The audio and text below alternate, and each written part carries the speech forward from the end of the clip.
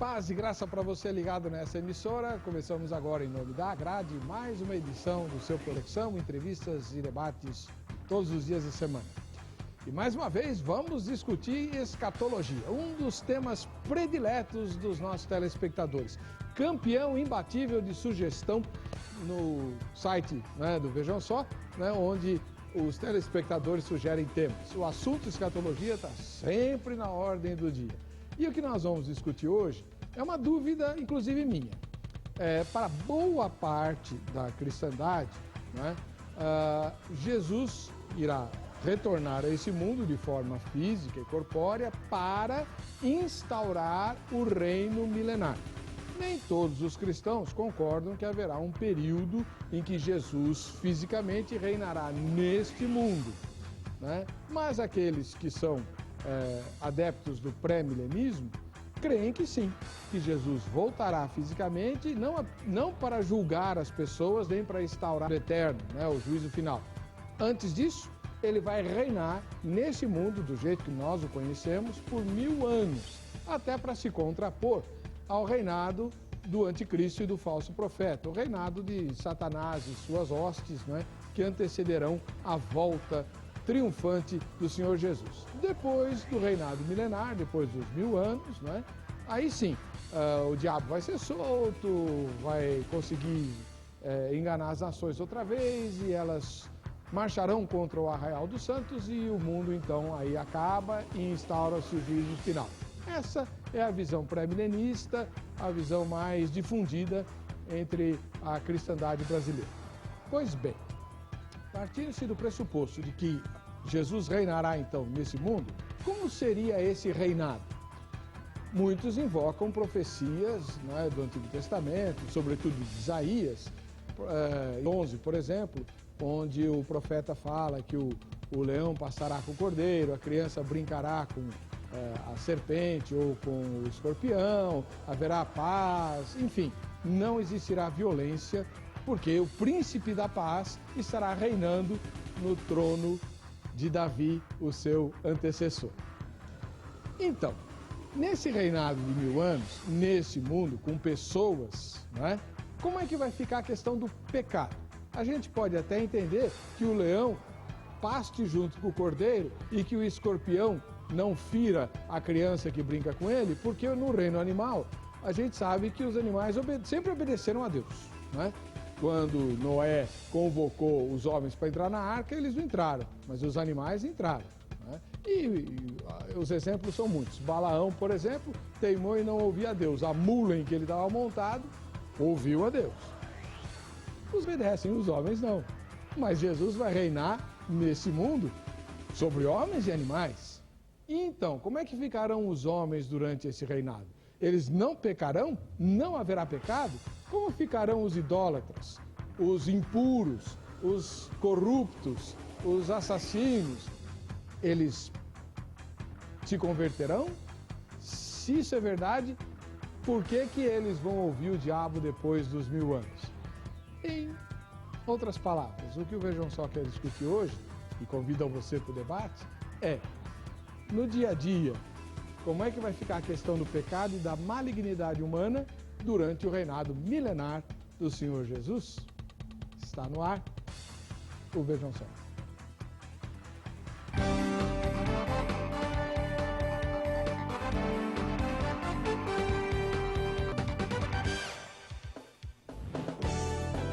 É com muita alegria que, em nome da Academia Teológica da Graça de Deus, a Agrade, estamos iniciando mais essa edição do programa Vejam Só, transmitido não apenas para o Brasil, mas também para todas as nações da Europa e das 3 Américas. Esteja você onde estiver, seja muito bem-vindo, e a ferramenta para interagir conosco, inclusive se habilitar aos prêmios que o Vejam Só sorteia ao final de cada edição, a ferramenta é o site, o www.vejamsó.com.br. Vote na enquete e você já estará habilitado a participar do sorteio que faremos hoje e também ao final da semana. Uma das vantagens de ser apresentador do Vejam Só é que a gente pode pautar as nossas próprias dúvidas, E com isso, fazer com que os especialistas que a produção traz tirem as minhas dúvidas. É exatamente um dos exemplos, é o tema de hoje. Não absolutamente a resposta para a pergunta tema, e por isso pedi a Ana que trouxesse só gente sabida para nos ajudar. E ela trouxe o reverendo Jair de Almeida Júnior, que é ministro da Igreja Presbiteriana do Brasil e professor no Seminário José Manuel da Conceição. Reverendo Jair, seja bem-vindo.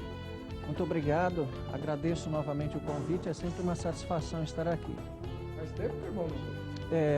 Achei até que havia sido esquecido, mas fui lembrado. A Ana vai ficar brava, porque eu sei que ela liga e o senhor nunca pode vir.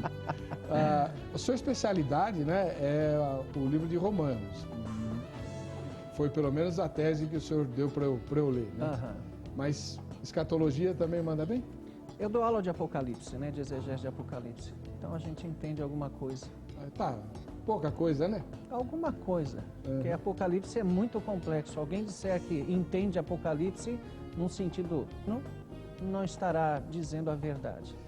Falar nisso, eu sempre faço confusão. Até hoje eu estava falando dos meus alunos e não tinha muita certeza.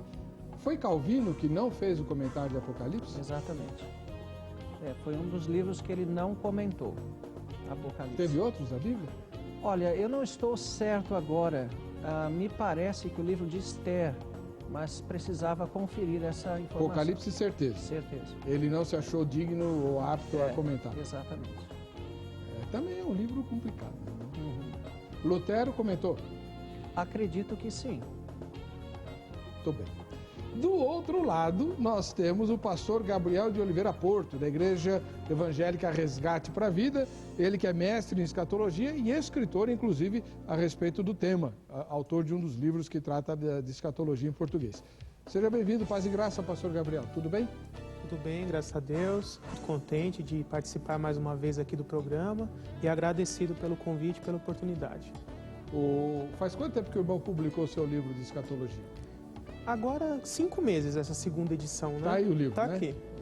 Foi aqui que eu vou mostrar para a câmera enquanto o senhor comecinho de julho que foi publicada essa segunda Manual edição. Prático de Escatologia, segunda edição. Isso. A primeira saiu? Em 2010.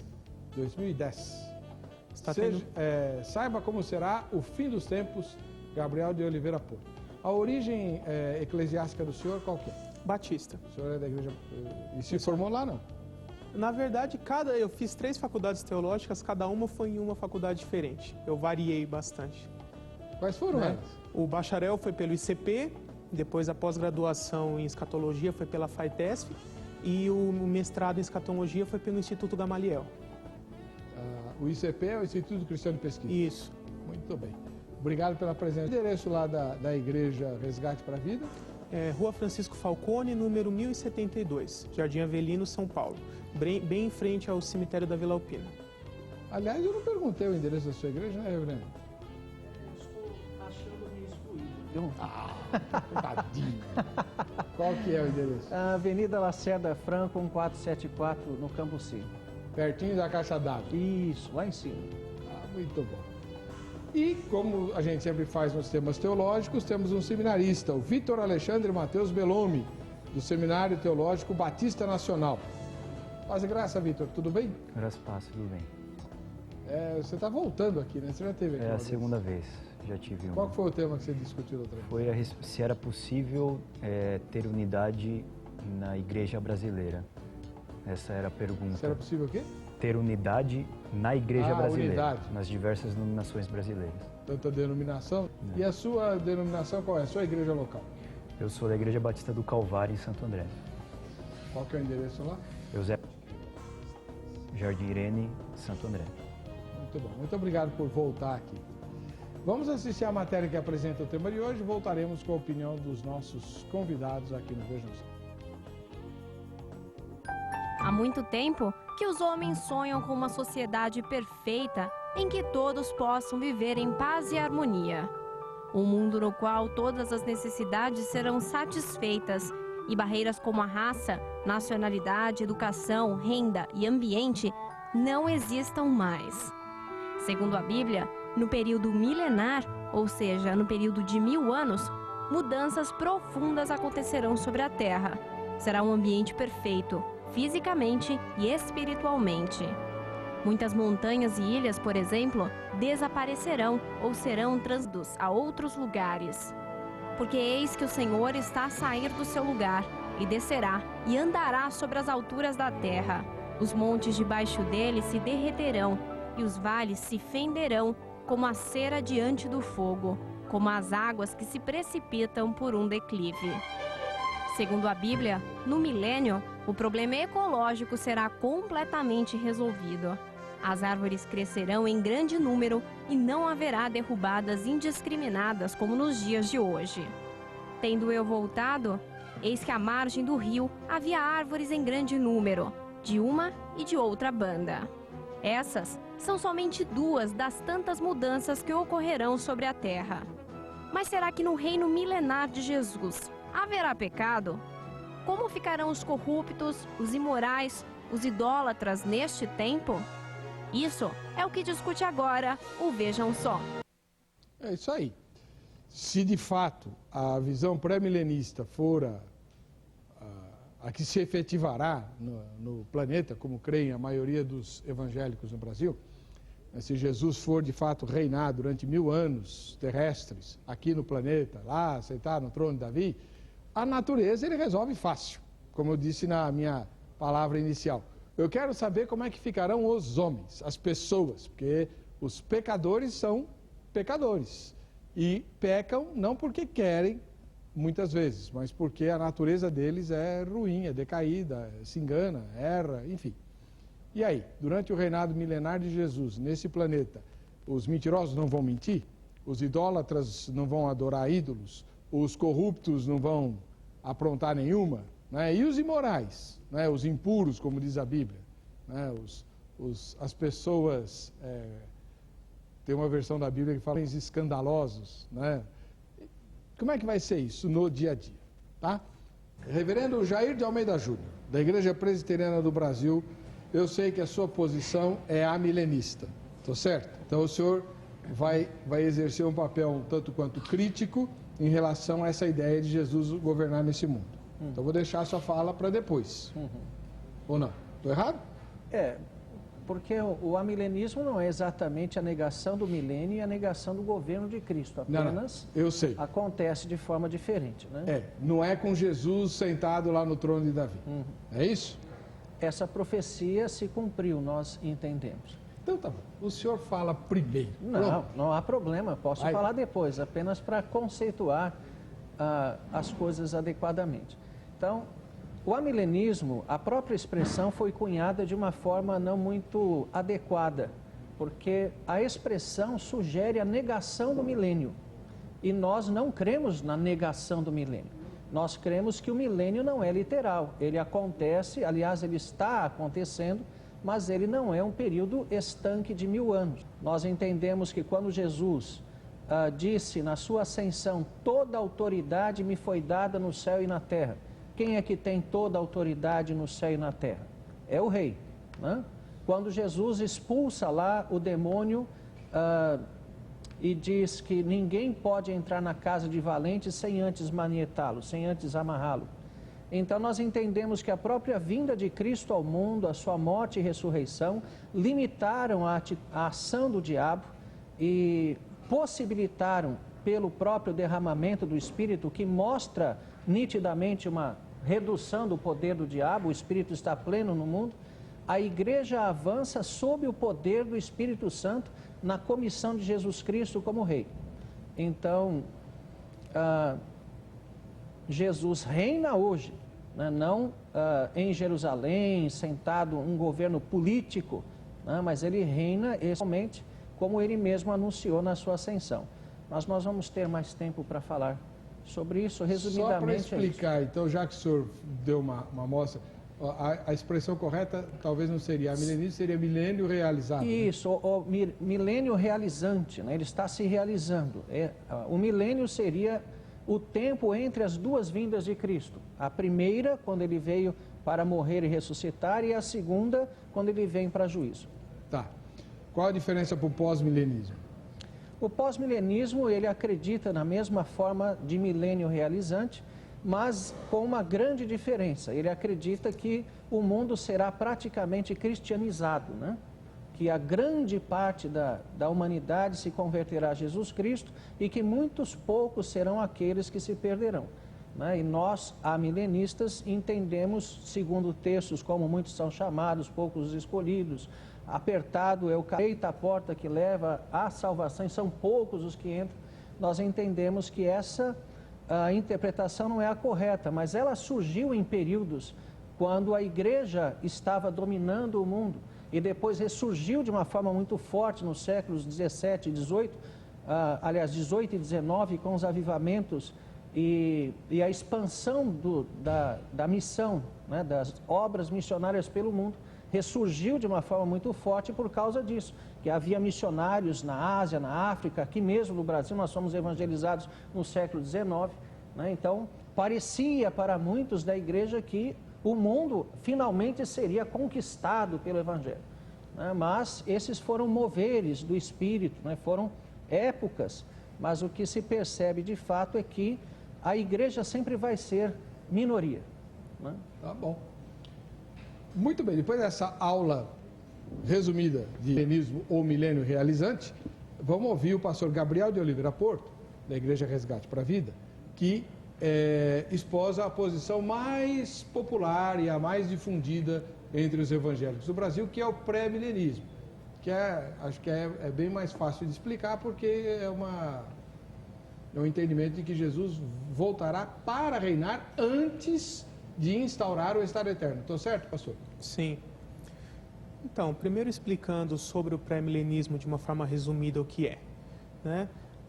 O pré-milenista entende que ao final da tribulação, Jesus Cristo volta fisicamente à Terra para estabelecer o reino messiânico, né? Primeiro julgar os sobreviventes da tribulação e com os aprovados, juntamente com todos os ressurretos, formados pelos santos do Antigo Testamento, da Igreja e da tribulação, estabelecer o reino messiânico de 1000 anos, né, durando 1000 anos literais, onde profecias do Antigo Testamento, principalmente aquelas promessas relacionadas às 4 alianças eternas que Deus fez no Antigo Testamento, né, a aliança abraâmica, a palestina, davídica e a nova aliança, essas partes não cumpridas dessas alianças se cumprirão durante o reino messiânico. Uhum. E já entrando na questão se haverá pecado ou não durante o reino messiânico. Certo. Eu creio que seja necessário primeiro tornar um pouco mais específica a questão, porque falada só dessa forma ela é bastante genérica, né? Então, quem serão os súditos durante o milênio, né? Serão subdivididos em 2 grupos. Tem o grupo dos já glorificados, que são os ressurretos, os imortais, né, formados pelos todos que já ressuscitaram ou os que foram arrebatados, então os santos do Antigo Testamento, de toda a era da igreja, e mais os santos mortos durante a tribulação. Junto com eles, né, habitando o milênio, haverá os sobreviventes da tribulação que forem aprovados nos julgamentos. Porque quando Jesus voltar, haverá sobreviventes na terra, que sobreviveram à tribulação inteira, tanto de Israel quanto dos gentios. E Jesus julgará esses 2 grupos, né, os judeus e os gentios, de forma que só os aprovados entrem no reino messiânico. Mas eles ainda permanecerão mortais, eles continuarão sendo humanos, né? Então, haverá um grupo de já imortais, já glorificados, né, semelhante a anjos, como Jesus fala em Mateus 22, e haverá um grupo de ainda mortais, né, semelhante a Adão e Eva antes da queda, digamos assim. Então, para os imortais, é certeza que não haverá pecado. Entre eles, o risco de algum deles cometer um pecado, porque a natureza já foi transformada. A mente, a alma foi totalmente transformada. Mas entre os ainda mortais, haverá chance de que eles venham a pecar. Né? Quais são as 3 coisas que levam o homem a... o primeiro é o diabo, né, que tenta as pessoas a pecarem. Que nesse tempo vai estar estará banido. amarrado, exatamente. Então, essa influência do diabo não existirá. O segundo é o mundo, a sociedade mundana que leva as pessoas a pecarem. Mas a sociedade do mundo estará sob o domínio de Cristo, né? A própria Bíblia, inicialmente no Salmo 2, versículo 9, e depois essa profecia repetida em vários outros trechos, fala a respeito lá que julgará as nações e reinará com cetro de ferro, ou com vara de ferro, né, na tradução mais antiga. Então mostra que o reino messiânico de Cristo será, de certa forma, uma ditadura, né? Porque Cristo vai efetivamente dominar sobre todos os seus súditos. Com vara de ferro. Né? Com vara de ferro. Então, a sociedade mundana também não influenciará o homem a pecar. Qual é a terceira coisa que influencia o homem a pecar? A carne, a nossa natureza pecaminosa, o nosso pecado original herdado de Adão e Eva. Então, esta é a única que ainda estará presente entre os mortais, né, durante o reino messiânico. Então, das três influências, só restará essa. Mas, como o reino messiânico será um reino de plena paz, justiça, prosperidade, plenitude do Espírito, plenitude da sabedoria de Deus, não haverá nenhum tipo de imaturidade, isso também será reduzido. Né? E essa questão chama duas outras questões. A ver como será a salvação durante o milênio para os ainda mortais e se haverá morte durante o milênio. E estão relacionadas umas às outras, né? Vou pedir para o senhor deixar essas duas questões para o próximo bloco, né? Porque não vai dar tempo de explorar nesse bloco. Do ponto de vista amilenista, como nós estamos vivendo agora o milênio, né, e Cristo não vem nenhuma outra vez antes do juízo, ele só vem no juízo. Então, o que nós temos visto é exatamente a prática do pecado por parte, especialmente dos ímpios. Os crentes continuam pecando, mas não se espera que o pecado seja a norma ou aquilo mais evidente na vida do crente, né? E isso é uma coisa que tem que ficar muito clara, porque a experiência que temos como cristãos em ver a própria igreja, parece que a vida cristã ela é nivelada muito por baixo, né? Então, até se fala, há pecados maiores que este, né? Há coisas piores. Mas o que Deus espera é que nós vivamos a santidade, não fiquemos elencando aí que pecados nós podemos cometer ou não, né? Então, espera que nós nos aproximemos o máximo possível da perfeição. Há até esta ordem, sede vós perfeitos como perfeito é o vosso Pai Celeste. Nós não chegaremos à perfeição nesta época, nessa história ainda, antes da volta de Cristo, mas a nossa responsabilidade é chegar o mais perto possível. Então, os crentes devem ter menos pecados, poucos pecados, até para que haja uma clara distinção entre igreja e mundo, cuja linha divisória está cada vez mais tênue, né? Cada vez mais desaparecendo.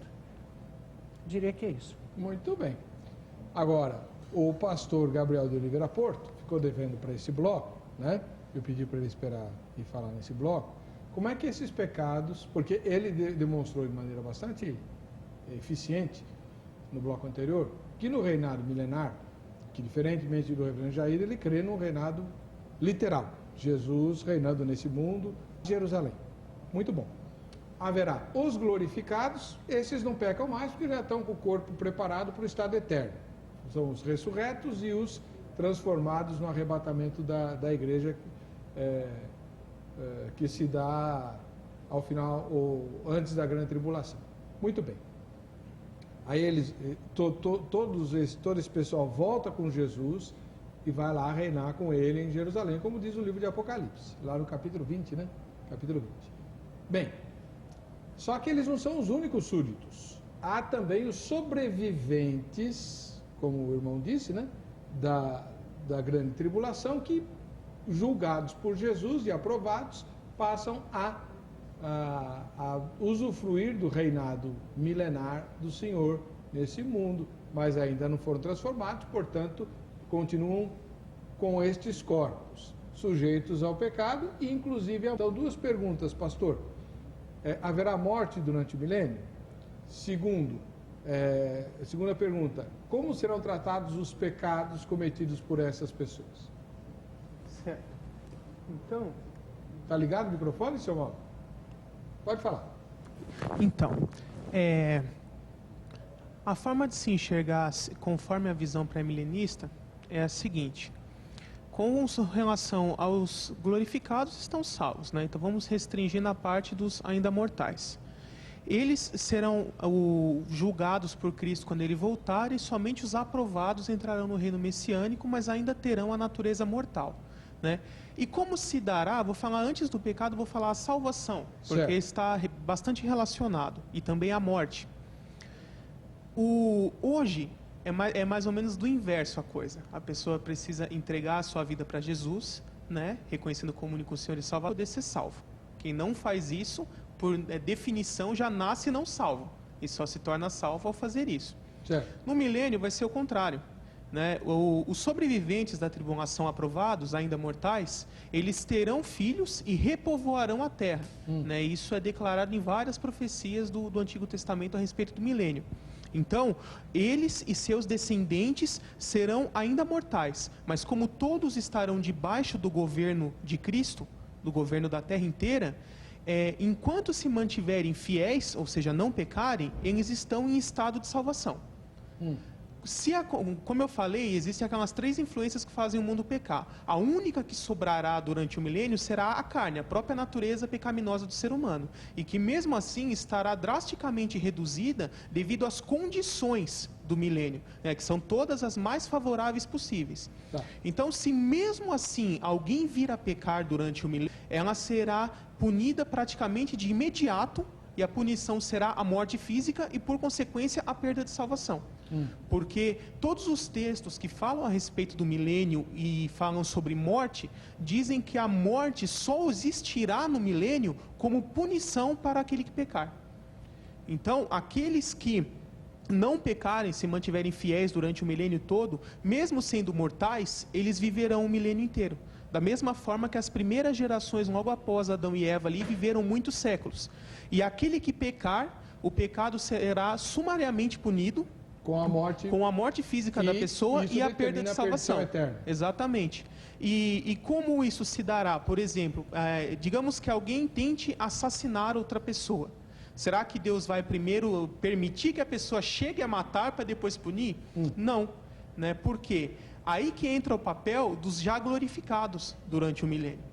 A Bíblia fala em várias profecias que, primeiramente, os glorificados, né, os ressurretos, ajudarão no julgamento dos sobreviventes da tribulação, né, tanto os apóstolos lá que falam que se assentaram em tronos junto, e que a igreja julgará o mundo também, a Bíblia diz.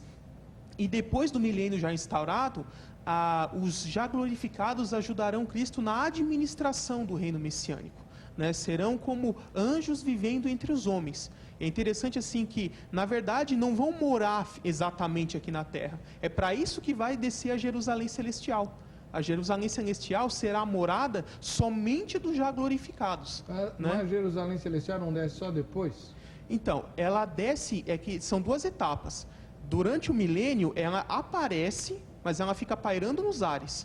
Justamente para fazer essa distinção. Só os já glorificados terão acesso a ela, os já ressurretos. Tá? Aí, quando terminar os 5 eventos de transição, né, rebelião de Satanás e por aí vai, depois que começar a eternidade, aí sim a Jerusalém pousa na terra para céus e terra se tornar uma única coisa. Mas durante o reino messiânico, será, digamos assim, a função, o trabalho dos já glorificados ajudar nessa parte, inclusive de evitar que as pessoas venham a cometer esse tipo de pecado e administrar o julgamento para aqueles que pecarem.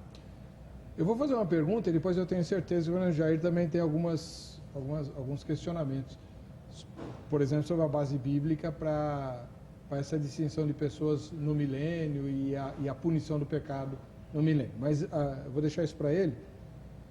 A minha pergunta é a seguinte, queria que o irmão explicasse como é que vai ser esse julgamento pré-milenial, né? Os aprovados, quem serão os aprovados e quem serão os reprovados dentre os sobreviventes da grande tribulação, como o senhor falou. Então, os textos bíblicos a respeito, né, eles separam em julgamento para Israel e julgamento para as nações. O julgamento para Israel está lá em Ezequiel 20 e também em Malaquias 3, comecinho do capítulo. Né? Aí eu posso até ler os textos, se vocês quiserem. Quer que eu leia o texto? Não, o de Ezequiel qual que é? Ezequiel 20, que fala lá, passarei todos debaixo do meu cajado, separarei as ovelhas dos bodes, os congregarei todos no meu vale, né, para julgamento. Então, não é o texto que Jesus invoca no sermão profético? Lá que vai separar os bodes das ovelhas? Não é o mesmo texto, ele é parecido justamente porque o de Jesus é o dos gentios, que é Mateus 25, versículos 31 a 46. Então, na prática, como é que vai ser esse julgamento? Então, Jesus, ele vai estabelecer todos aqueles que se converteram durante o período tribulacional. Certo. Ele vai analisar, mas Eles que não estão chegaram a salvos. morrer, né? Que não chegaram a morrer. Sim, mas os sobreviventes. Então, aqueles que durante o período tribulacional se converteram, e inclusive ajudando Israel na pregação do Evangelho e crendo na palavra do Evangelho do Reino que estará sendo pregado durante a tribulação, esses, os que chegarem sobreviventes ao fim da tribulação, serão os aprovados. Certo. Os que confiaram no governo do anticristo, receberam a marca da besta e tudo, são os reprovados. Mas eles não morrem? Morre o exército, né? Então, os reprovados vão para onde? Não, Se eles não entram no reinado milenar. morrem. Ah, eles morrem. Isso. Ah. No julgamento de Cristo, quem fala na sua vinda, todos os reprovados sofrerão morte física e também já irão direto para um lago de fogo. Tá bom. Mesmo destino do anticristo e falso profeta. Reverendo Jair de Almeida Júnior. O senhor tem alguma observação? Bom, são vários pontos assim discordantes, né? Mas vamos tentar selecionar alguns. A igreja gloriosa habitando no mundo de pecado, não existe nenhum exemplo nas Escrituras que possam dar base a uma situação como essa, né? Nas Escrituras, os glorificados ou aqueles que estão no céu, no estado intermediário, estão lá e não vemos, né, essa ocorrência de pessoas ressuscitadas num mundo caído, né?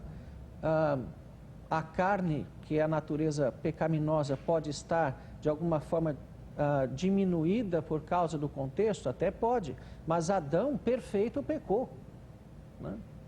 Quer dizer, será que a carne então vai se manter tão dócil desse jeito porque Jesus está governando fisicamente, né?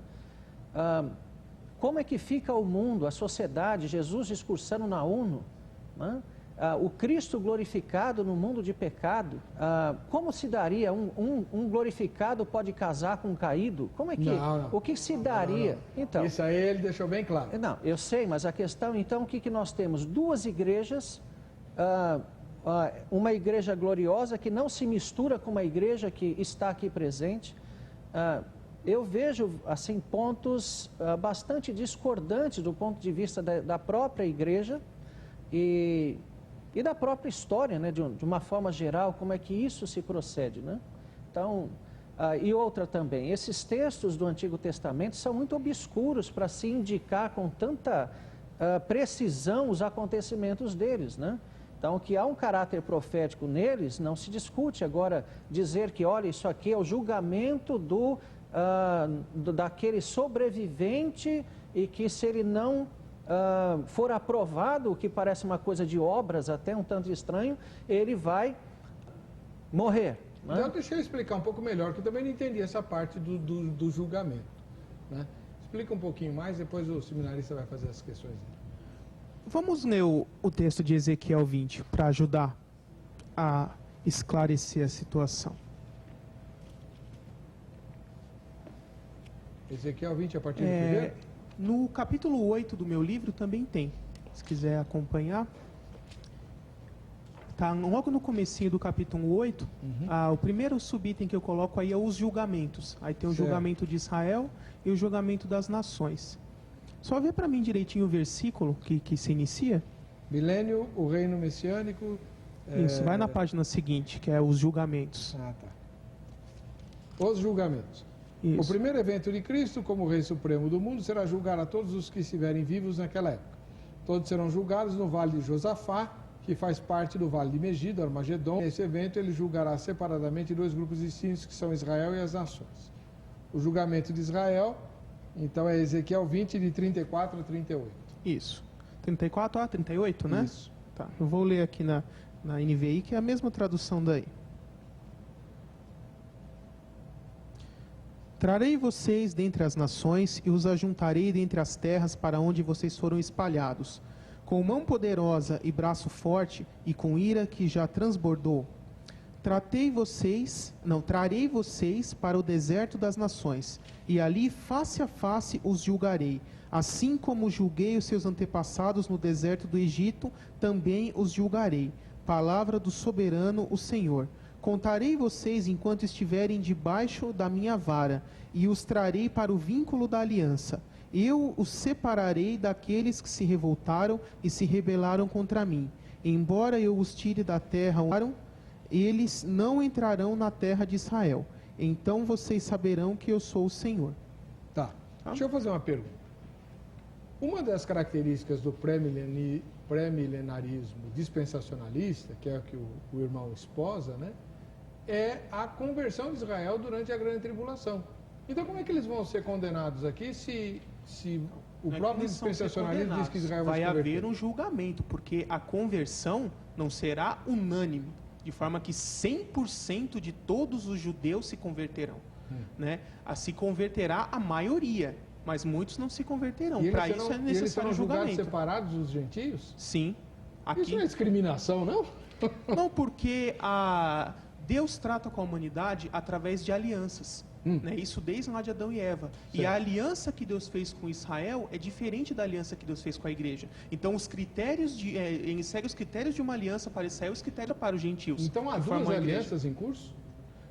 Não, na verdade, houve 8, se for contar todas. Mas no né? presente momento, hoje, 2012, presente momento. Há duas alianças em curso? Em curso, não. Porque a abraâmica é a que dá origem às outras 3 eternas, da onde vem a nova, que é a que nós estamos vivendo hoje.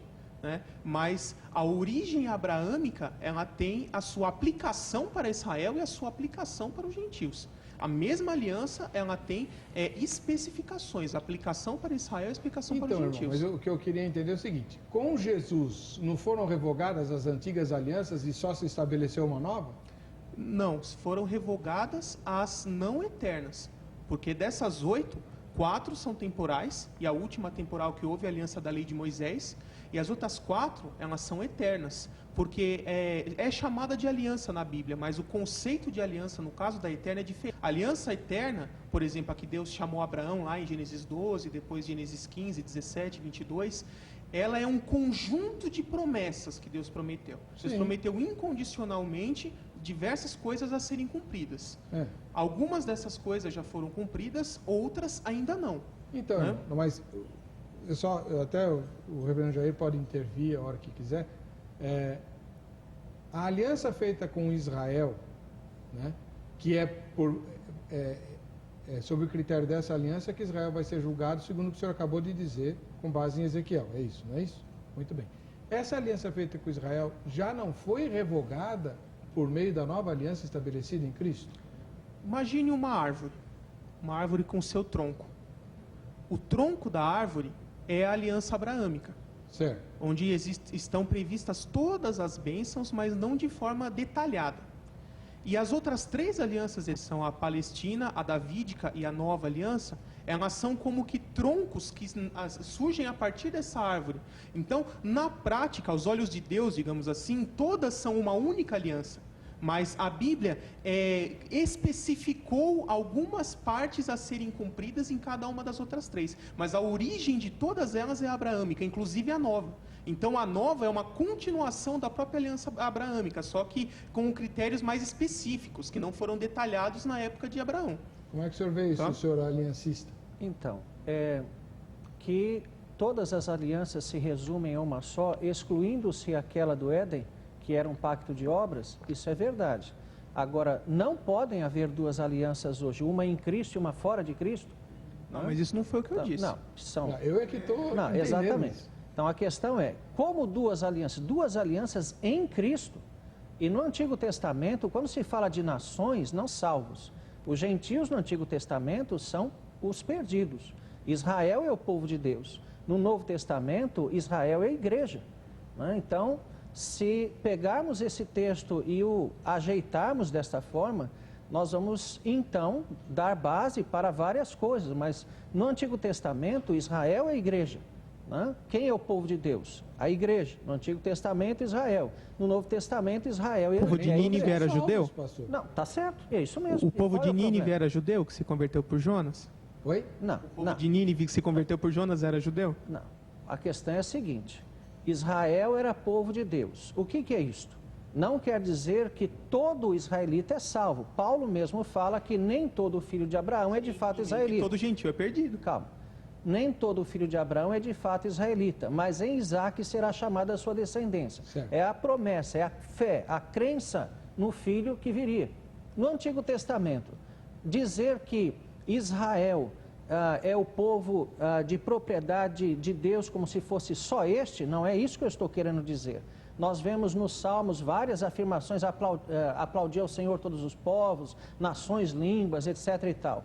A questão é que Israel era o veículo de manifestação de Deus no Antigo Testamento. Nação sacerdotal. E todo crente, para ser salvo no Antigo Testamento, tinha que ser através de Israel. O gentil, ele tinha que ser circuncidado, ele tinha que ir a Israel pelo menos uma vez por ano, ele tinha que cumprir aqueles pressupostos de fé que a lei pressupunha, né?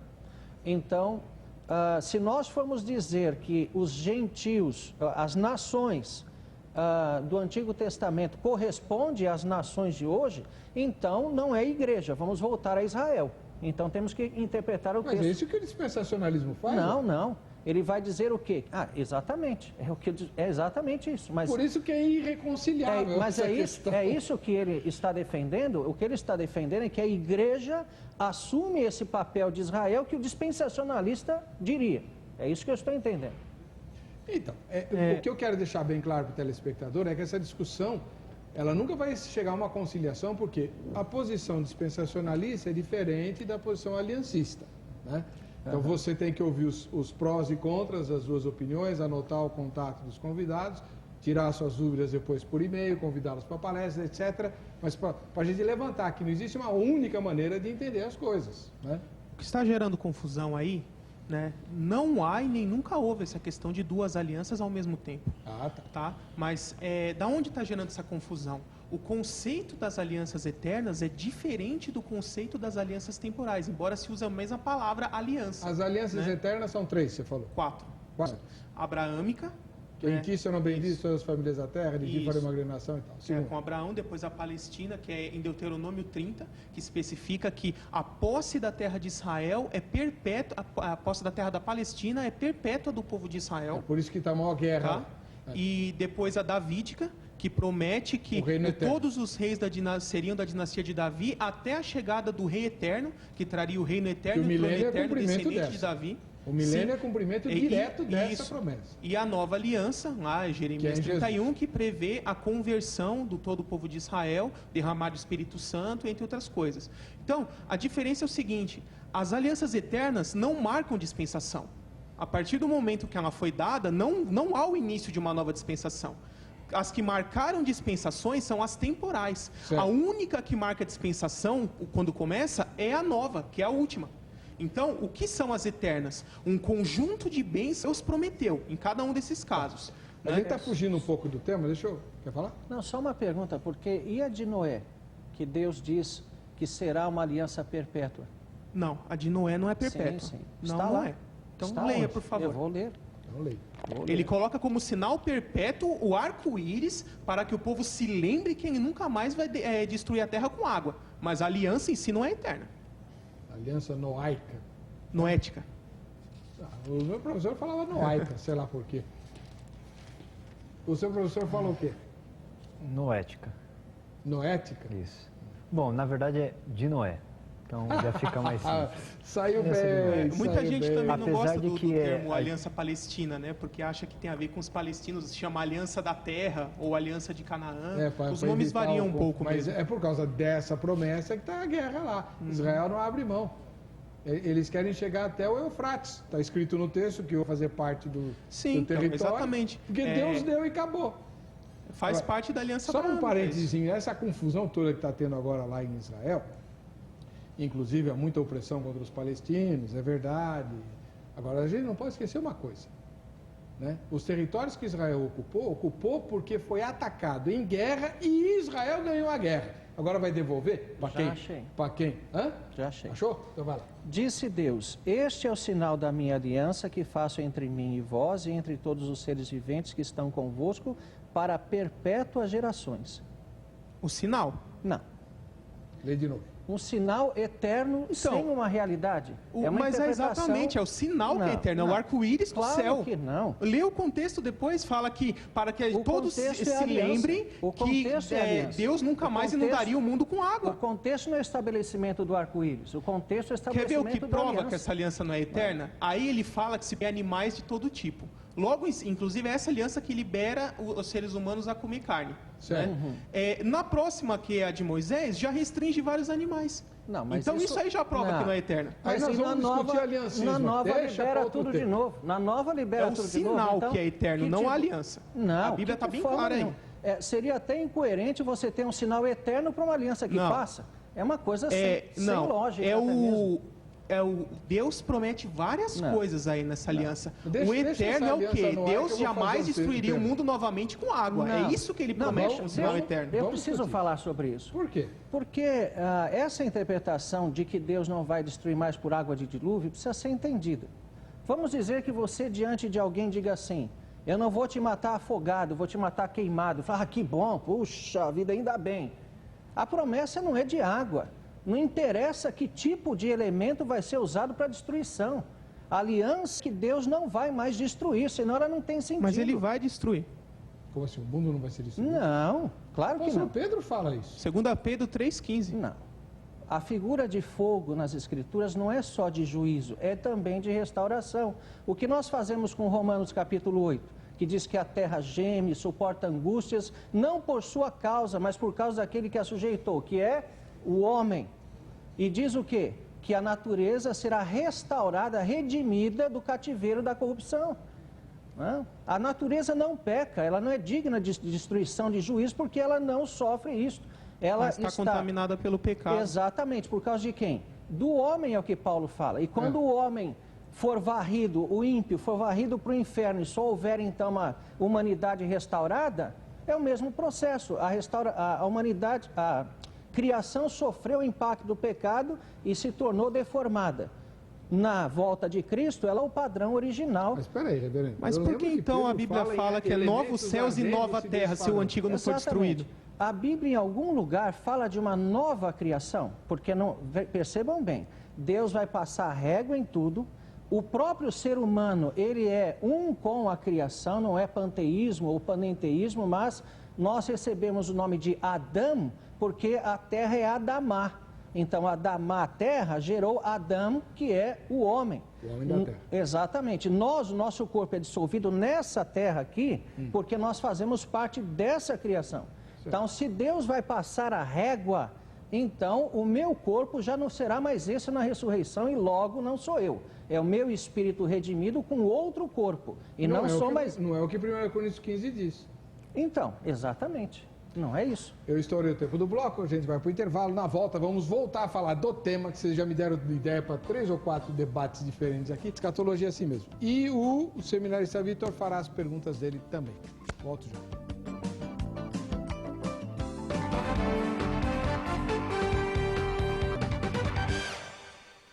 Deus Belome, você está muito quieto. Qual é a sua primeira pergunta? Até para os dois, né? Apesar de que eu não faço uma leitura dispensacionalista, né, dessa questão da forma de Deus tratar com a humanidade, mas estudando um pouquinho a respeito de esperança messiânica, a gente vê que Deus, durante o Antigo Testamento, ele faz algumas reafirmações dessa esperança messiânica. Nós temos com a descendência de Sete, né, de Adão através de Sete, aí existe uma dinâmica dentro da humanidade em que sempre parece que a humanidade ela decai e Deus levanta algum para continuar a semente da mulher. E aí depois a humanidade meio que decai novamente, aí Deus levanta outro para continuar a semente da mulher. E Deus sempre vai levantando alguém para continuar a semente da mulher. Quero dizer o seguinte... O que você chama de semente da mulher? A esperança messiânica? A esperança messiânica. Porque Deus prometeu em Gênesis 3,15 isso, que a semente da mulher esmagaria a cabeça da serpente. Tá, daí pra frente. Você tem que lembrar que você não está na sala de aula, irmão. Você está falando com o telespectador. Perfeito, mas a gente vai chegar na pergunta que talvez possa gerar mais alguma coisa, né? Muito bem, a gente tem uma dinâmica no Antigo Testamento que você vai ter as profecias a respeito do Messias, e nós temos então no milênio o cumprimento de várias. Mas a gente tem uma dinâmica na humanidade de um decaimento, e aí vem Deus com um propósito e ele reafirma uma esperança messiânica. Certo. Tá bom, chegamos no milênio, cumprimento dessas profecias. Pelo menos eu não entendi aqui muito bem, e aí por isso que eu pergunto para as pessoas que estão debatendo, parece que dá a impressão que do começo ao fim do milênio, pelo menos do começo do milênio, a chegada da libertação novamente de Satanás, durante aquele período pequeno, parece que você não tem mais essa dinâmica no milênio. Parece que do jeito que ele começa, ele chega no final no mesmo, não tem variação. E aí já entra a questão do pecado. Vai ter variação nesse milênio? Vai ter um aumento de pecado ou uma diminuição? Existe uma dinâmica em cima disso? Pelo que eu entendi aqui pelo exposto, pelo menos pelo pastor Gabriel, parece que não. Parece que é um negócio que, do jeito que começa, ele vai terminar. É assim mesmo, pastor Gabriel? Não há uma... Sim, o conceito será bastante linear, né? A possibilidade de alguém pecar existirá, mas será muito baixa, né? E punida sumariamente com morte daquele que pecou. Do jeito que começa até o fim, vai nessa forma linear. É justamente o que? A esperança messiânica se conclui com a vinda de Cristo. E aí Cristo reinando fisicamente na terra é o cumprimento de toda a esperança messiânica. Por mais necessidade de esperança, o Messias já está entre nós, né? Já estará entre nós vivendo face a face com os homens. Por isso, a dinâmica humana vai mudar. Sim. Porque a gente vai brincar com o escorpião. Sim. Inclusive, existem textos bastante específicos, por exemplo, como o finalzinho de Zacarias 14, né, que fala que as nações terão que anualmente mandar representantes a Jerusalém para ir adorar ao Messias, e a nação que não fizer isso, Cristo não permitirá que chova naquela terra, e além disso enviará as mesmas 10 pragas que o Egito recebeu para aquela terra. Durante o milênio? Durante o milênio. Mas então a terra não vai ser um paraíso? Então, será o paraíso para quem estiver debaixo do governo do Messias. Todo aquele que se revoltar sofrerá punição drástica, né? Aqui o texto não está dizendo que isso efetivamente pode vir a acontecer, mas será, digamos assim, a punição decretada caso isso aconteça. Reverendo Jair. Bom, eu não consigo ver nas Escrituras julgamento durante o milênio e juízo final. Quer dizer, quem morre já vai para o inferno como julgamento. É lógico que, vamos dizer, aqueles que não creem em Cristo hoje e morrem vão para o inferno. Mas não como juízo final, definitivo. O juízo definitivo é lá no final, onde Cristo estabelece o tribunal, né? Então não consigo ver isso. A respeito do que o seminarista estava dizendo, apenas também distinguir que existe a escatologia do Antigo Testamento. É uma escatologia do Antigo Testamento que aponta para a vinda do Messias.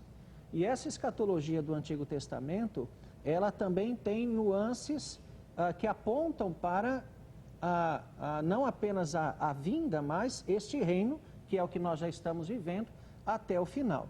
Então, é aquilo que geralmente se ilustra como uma cadeia de montes, né? Que você vê, parece uma coisa só, mas você passa do lado e vê que tem um primeiro pequeno, outro maior e outro maior. Então, você olhando do Antigo Testamento, você não consegue precisar, se não houvesse o Novo, a que se refere exatamente cada ponto das profecias, né? Então, essa esperança messiânica, a expectativa messiânica em relação à vinda do Messias e a consumação desse reino que se dá na história até a implantação perfeita, definitiva no juízo final, na volta de Cristo. Agora, quanto à questão do pecado propriamente dito, se nós tomarmos aí o pré-milenismo histórico, ele vai afirmar exatamente essa questão do reino de Cristo e essa constância que o irmão está colocando. Mas do ponto de vista amilenista, é aquilo que nós já vivemos hoje, né? Inclusive com períodos de transição, sim, concorda com o que o irmão está dizendo, por causa daquilo que é chamado, aquelas épocas chamadas de avivamento. Nessas épocas chamadas de avivamento, há uma diminuição do pecado no mundo por um aumento da influência da igreja na sociedade, né? Mas aí não é exatamente o próprio povo de Israel que, né, os altos e baixos, mas sim a influência da igreja movida pelo Espírito Santo em épocas da soberania de Deus que determina, onde haverá muito maior número de convertidos, uma influência, portanto, a igreja salga a terra muito mais nessas ocasiões. Então, população, falou-se de arrebatamento, falou-se de bodas de cordeiro, mas não se falou, olha... Viu, Weber? Eu gostaria de colocar só algumas bases biblicamente do pré-milenismo, né, que eu considero importante se fundamentar bem essa base. Né? Eu considero como a base, não eu criei esse estudo, né? Isso vem de White Pentecoste, que eu gosto muito desse autor, e ele coloca assim que a base principal para se ter uma visão escatológica correta é o correto entendimento das alianças eternas. Porque aqueles que entendem que são todas condicionais, vai cair no amilenismo ou pós-milenismo. Aqueles que realmente entendem o fator das alianças eternas, a única explicação para se encaixar acaba sendo o pré-milenismo. Porque se você pensar que em cada uma dessas alianças Deus prometeu várias coisas, e todas essas alianças, algumas partes delas já se cumpriram, e essas partes que se cumpriram de forma literal, isso torna obrigatório que as partes ainda não cumpridas venham a se cumprir em um momento futuro, nos mesmos moldes que se cumpriram as primeiras partes, que também é literal. E a única forma de encaixar isso é com o reino messiânico futuro. Muito bom. No caso do amilenismo, quer fazer o resumo? Não, apenas dizer que o amilenismo não vê as alianças como condicionais. Nós vemos a nova aliança em Jesus Cristo cumprindo todas as anteriores, né? Então, não estava relativa a qualquer coisa. Pelo contrário, elas todas são cumpridas por e em Jesus Cristo, né? Então, observar bem essa questão de que Cristo reina hoje, o domínio de todas as coisas está nas mãos de Cristo, né? O diabo se encontra limitado por causa disto. No Antigo Testamento ele é chamado aquele que é nas nações, que dirige as nações, o príncipe do reino da Pérsia, o príncipe da Grécia. Ele se apresenta como aqueles que movimentam nações contra o reino de Deus, né? No Novo Testamento nós vemos o derramamento do Espírito, que já limita a ação do diabo. Não estou dizendo que ele está parado, eu estou dizendo que ele está limitado, né?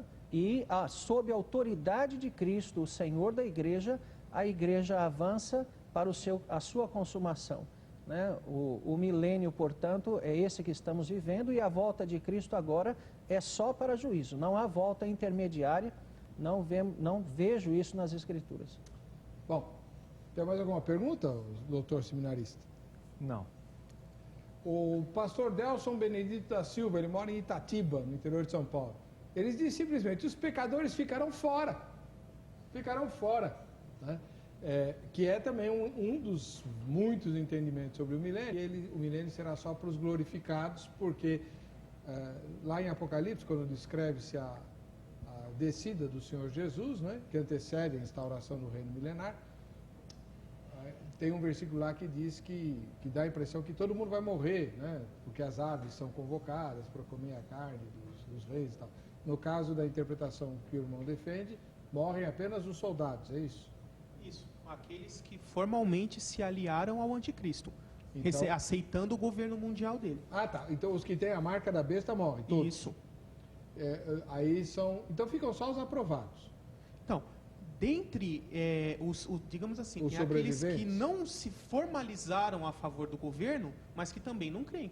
Não creem em Cristo, não creem no Evangelho. Mas entram para o reino. Então, esses que são os reprovados, que são os que sobrevivem ao à destruição do exército que Cristo vai fazer, e eles serão sobreviventes da tribulação, mas reprovados para entrar no milênio porque não creem. Então, irmão, mas aí o que eu não consegui entender é o seguinte: o aprovado tá bom, ele entra para ser súdito do milênio e inclusive vai repovoar a terra, né? Que os transformados não se casarão. Tá bom. Mas os reprovados, então, são mortos ali? Mortos, isso, conforme Mateus 25 fala lá, será lançado no lago de fogo, onde haverá fogo e ranger de gente. Sim, mas são momentos diferentes, digamos assim. Se você pegar uma coisa bem detalhada, na volta de Cristo, o que é a emergência, digamos assim, tem que fazer de primeiro momento? Destruir o anticristo e seu exército, porque eles estarão às portas de Jerusalém. Né? Aí, depois disso, haverá o julgamento dos sobreviventes. E nesse julgamento haverá aprovados e reprovados.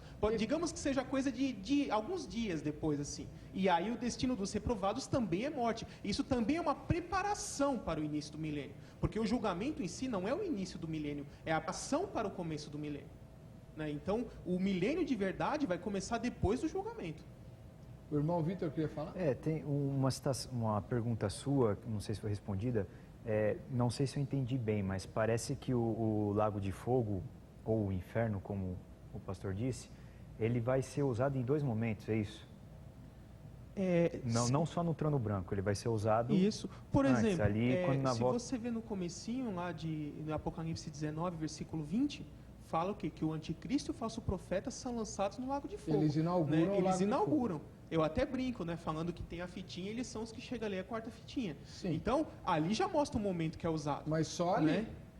Depois o resto é só no juízo final. Não, porque se você pegar o texto de Mateus 25, fala que serão lançados no Lago de Fogo Mateus 25 também. pode estar descrevendo o juízo final. Porque quando o Senhor vier em sua glória... É o que o amilenista diz. O Jesus volta para quê? Sim, mas... Para juízo. Mas dentro da visão pré-milenista, isso se encaixa antes do início do milênio. Não, isso Por é quê? ótimo. Porque em Mateus 25 não fala de ressurreição. Mateus 25 fala julgar os sobreviventes da terra. Fala de ressurreição para julgamento só em Apocalipse 20. Como há julgamento sem ressurreição, é só o dos viventes. Aí que está. O telespectador está percebendo que tanto o amilenismo como o pré-milenismo, né, o Vitor até falou que todas as posições têm pontos fortes e fracos, são sistemas, né, sistemas teológicos, criados em torno das passagens bíblicas, aí você harmoniza as passagens conforme o seu sistema. E é por isso que tem pontos fracos, porque a Bíblia não é um sistema. Né? E aí sempre vai escapar alguma coisinha aqui, não tem um sistema perfeito realmente, e eu creio que Deus fez isso de propósito. Viu, deixar Heber? questões abertas. Mais um ponto importante que eu acho bom para observar, a historicidade do pré-milenismo, né? Os cristãos, sem exceção, nos 3 primeiros séculos da igreja cristã, eram pré-milenistas históricos. Mas né? não dispensacionalistas. Sim, pré-milenistas históricos, Aí por isso que eu frisei. E quando começou a surgir o milenismo? No século IV, através de Agostinho. Sim. E influência do quê? Influência da interpretação alegórica vinda da filosofia grega. Então, a única forma, né, da visão amilenista cumprir as partes das alianças eternas ainda não cumpridas é através de interpretação alegórica. Mas nenhum cristão dos 3 primeiros séculos cria dessa forma. Isso veio de influência da filosofia grega. Pode falar, velho. Bom, é verdade que há influência da filosofia grega na teologia de todo evangélico. Né? Isso porque Agostinho foi usado pelos reformadores, que tinha base filosófica platônica ou neoplatônica, mas isso não quer dizer que os filósofos gregos traduziram ou interpretaram a Bíblia. Uma coisa é você ter uma estrutura de pensamento, uma estrutura de exame racional filosófico, que era platônica, e outra coisa é você dizer que os pensamentos de Platão, o pensamento de filósofos vieram para dentro da Bíblia. Então isso tem que ficar bem claro. Né? E outra coisa, vai falar de alegoria? O que é Apocalipse? O pré-milenista, o único texto que ele pega literal em todo o Apocalipse é o capítulo 20. Está na Bíblia. Então, e o resto? Nós vamos ter uma besta de várias cabeças e chifres. O pré-milenista não faz nada disso. Então, Mas então a volta de Jesus também é figurada? Em Apocalipse, ela é apresentada assim, através de figuras. Mas se refere a um fato concreto. Mas é lógico, mas é isto... O governo da besta também. Não, mas o amilenismo não é algo figurado. O amilenismo enxerga que vários textos das Escrituras falam de forma figurada. É muito diferente. Então, o próprio apóstolo Paulo, escrevendo aos Gálatas, fala de alegorias e tal. Então, isso tudo para o telespectador comum, que não é teólogo, né? Como a querida esposa do Vitor, como é que chama a sua esposa? Tanira. Tanira. Isso. Tanira. Isso. Seu sogro, hein? Vou te contar, hein? Tanira. A Tanira, que está aqui, se der para mostrar ela, uma moça muito bonita, esposa do Vitor, perguntei para ela no intervalo, e aí, você também é pré-milenista, milenista? Ela falou, o que é isso?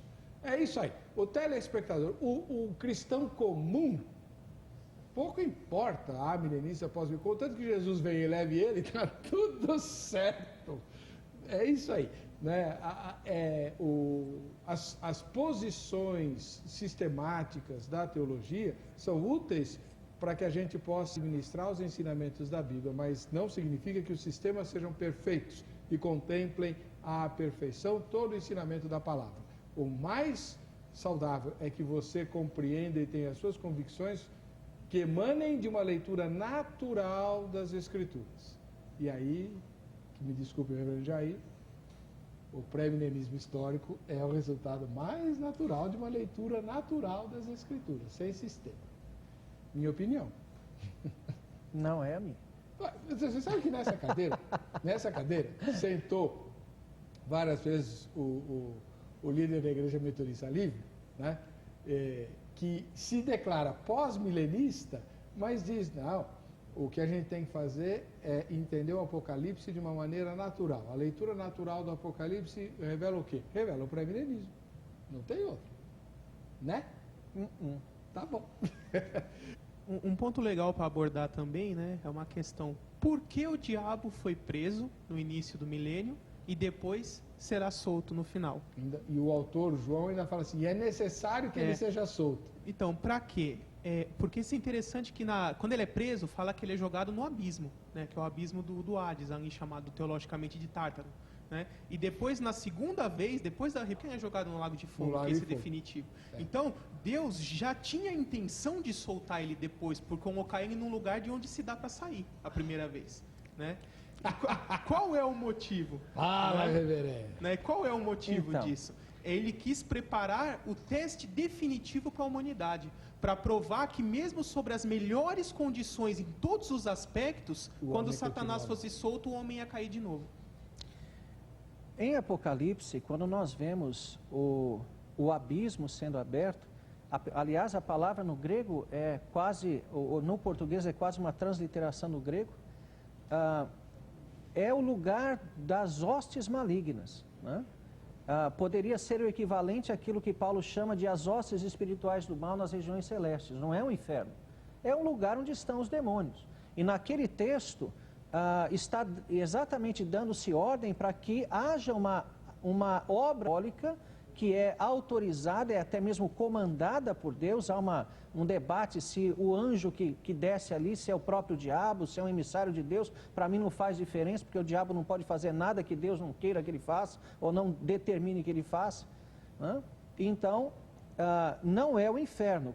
Quando o diabo estiver no inferno, e Deus é o Senhor do inferno, né? O inferno é o lugar onde ele exerce juízo eternamente, e quem está no inferno não pode sair de lá. Portanto, o inferno não é aquele lugar onde o diabo domina, chifrudo, com um tridente, e ele fica lá atazanando quem está lá. Não, ele está aqui, ele está no mundo. Se ele estivesse no inferno, não estaria aqui. Quando ele estiver lá, ele nunca mais vai pisar aqui, né? E devemos entender o que é o Armagedon, que é essa batalha final, né? A palavra Armagedon está ligada à batalha do Vale de Megido, lá de Juízes, né? Lá Juízes 5:10, Débora e Baraque vencem Sísera.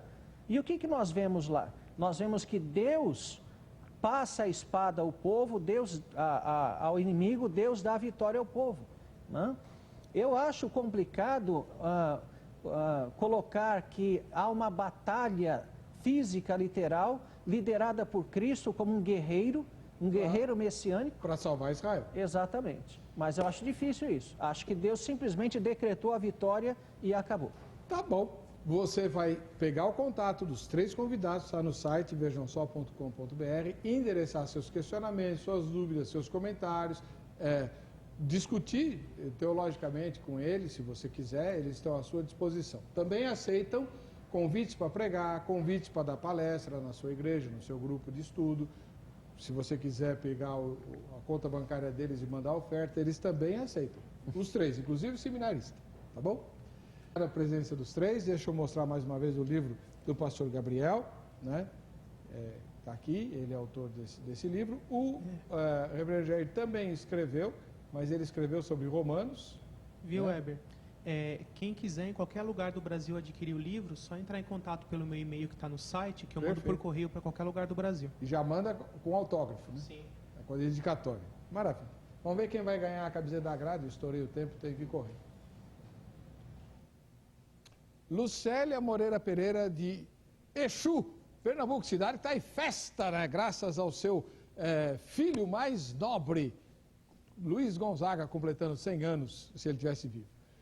Para você que fica com a gente, que fica com essa emissora, a paz e a graça de Jesus. Nos encontraremos no próximo Vejam Só.